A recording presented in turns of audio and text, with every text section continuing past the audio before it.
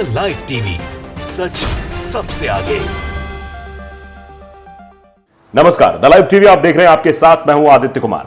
अगर आप अपनी टीवी स्क्रीन देख रहे होंगे तो आप समझ ही गए होंगे किस तरीके से भारतीय जनता पार्टी को करारी शिकस्त मिली, जो 400 पार का नारा दे रहे थे और जो जिनके एग्जिट पोल में इस तरीके से आंकड़े दिखाए जा रहे थे कि वो तो इस बार सरकार बना रहे, 400 पार जा रहे हैं, 350 प्लस जा रहे हैं, उनकी हालत किस तरीके से खराब हो गई है कि बहुमत के आंकड़े तक पहुंचने में भी पसीने छूट रहे हैं। यानी एनडीए गठबंधन बहुमत के आंकड़े को छू रहा है, कभी पीछे आ रहा है, इस तरीके से आपको टीवी स्क्रीन पर दिखाई दे रहा होगा, क्योंकि अब उन लोगों के भी सुर बदलने लगे हैं, उन लोगों की भी भाषाएं परिवर्तित होने लगी हैं। क्योंकि अभी तक तो बड़ी बड़ी बातें कर रहे थे, अभी तक तो जिस तरीके से महिमा मंडन किया जा रहा था कि देखिए 400 पार हो जाएंगे, एग्जिट पोल में भी उन्हें आगे दिखाया जा रहा था, लेकिन अब उन लोगों के भी समझ में आने लगा है कि जनता किसके साथ खड़ी है और जनता जिसके साथ खड़ी होती है उनको भी उसके साथ खड़ा होना पड़ता है। इसका नजारा हम आपको दिखाना चाहते हैं। एक वीडियो आप स्क्रीन पर देखिए जरा, ये वीडियो देखिए, ये वीडियो टीवी चैनल्स का है। टीवी चैनल्स के जो ओवी वैन होती हैं जिनसे लाइव प्रसारण दिया जाता है, वो ये ओवी वैन की तस्वीरें हैं।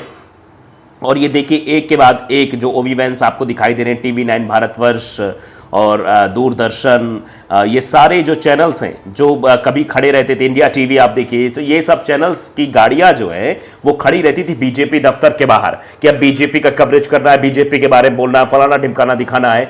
वो अब सब कांग्रेस के दफ्तर के बाहर खड़े हैं। यानी अब इस बात से आप अंदाजा लगा सकते हैं कांग्रेस का ग्राफ किस तरीके से बढ़ा है और इस ग्राफ के बढ़ने की बदौलत ये तस्वीरें भी आपको दिखाई दे रही हैं। आप देखिए कि उत्तर प्रदेश में भारतीय जनता पार्टी 70 सीटें जीतने का दावा कर रही है। उत्तर प्रदेश में उसकी हालत कितनी खराब हो गई है कि उसका एनडीए गठबंधन 38 पर आकर सिमट गया है और 41 से ऊपर सीटें इंडिया गठबंधन जीत रहा है। तो सीधे सीधे आप इस बात को समझ सकते हैं और अंदाजा लगा सकते हैं कि इस बार जनता ने मुद्दों पर वोट किया है। इस बार जनता ने महंगाई, बेरोजगारी पर वोट किया है। उत्तर प्रदेश की जो सबसे अहम बात है वो पेपर लीक है।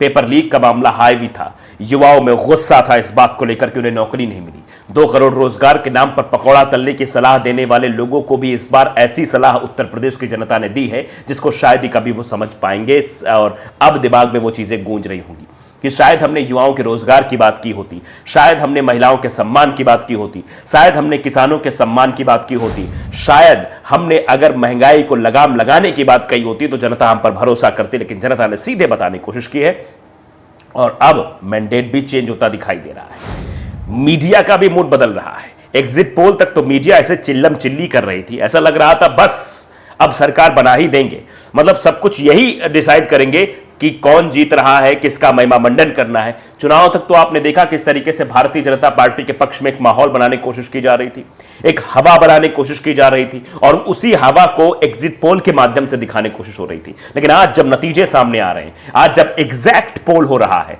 आज जब जनता के मैंडेट की बात आ रही है, तो इन लोगों को भी समझ में आने लगा कि हमें कहां जाना चाहिए, कहां नहीं जाना चाहिए। इसीलिए ओबी बैन की गाड़ियां ऑफिस से निकलते वक्त बीजेपी दफ्तर ना जाके कांग्रेस के दफ्तर के बाहर खड़ी हैं, क्योंकि कांग्रेस का वर्चस्व बढ़ रहा है। और जिस तरीके से नतीजों में परिवर्तन अभी और आएगा, क्योंकि अभी आप देखिए कि 2 बजे तक मुझे लगता है तस्वीर बिल्कुल साफ होती हुई दिखाई देगी। जो अभी ये अप एंड डाउन का जो ग्राफ लगा हुआ है, जहां पर 227 से 28 से ऊपर सीटें इंडिया गठबंधन को मिल रही है और 290 के आसपास दिखाया जा रहा है, इसमें बुलेट फेयर होगा। और आप जानते हैं कि नीतीश कुमार जो कि अच्छा प्रदर्शन बिहार में कर रहे हैं, अगर नीतीश कुमार ने अपने भतीजे की बात को सुन के कहीं पाला बदल लिया तो फिर नतीजों में तो परिवर्तन साफ तौर पर दिखाई ही देगा और दिखाई देगा किस तरीके से भारतीय जनता पार्टी को एक बड़ा झटका लगेगा।